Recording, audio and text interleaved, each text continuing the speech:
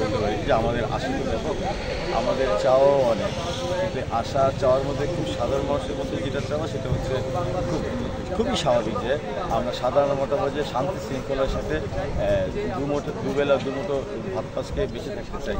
কিন্তু দেখা গেছে যে বিগত ফেসিবাদী মানুষদেরই এই ষড়যন্ত্র আমরা দেখতে পাচ্ছি, ষড়যন্ত্রের কারণে সমাজে যে নৈরাজ্যতা, ছিনতাই, রাহাজানি, চুরি এবং অন্যান্য বিভিন্নভাবে মানুষকে বিভিন্ন রকমের মানে ব্যতীত করছে, পেন দিচ্ছে মানুষ উদ্বিগ্ন।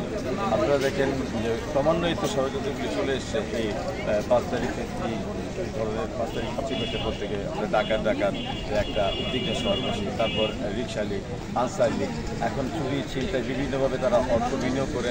আবার কিছুদিন যাবত পত্রিকায় দেখছেন যে তারা গেরিলা ট্রেনিং দিচ্ছে শুধুমাত্র এই দেশবাসীকে তারা শান্তিতে থাকতে দেবে না, এরকম একটা প্রত্যয় তারা ব্যক্ত করে এই দেশবাসীর বিরুদ্ধে তাদের যে অবস্থান, দেশবাসীর শান্তির বিরুদ্ধে তাদের যে অবস্থান সেটা এখনও তারা অব্যাহত রেখেছেন।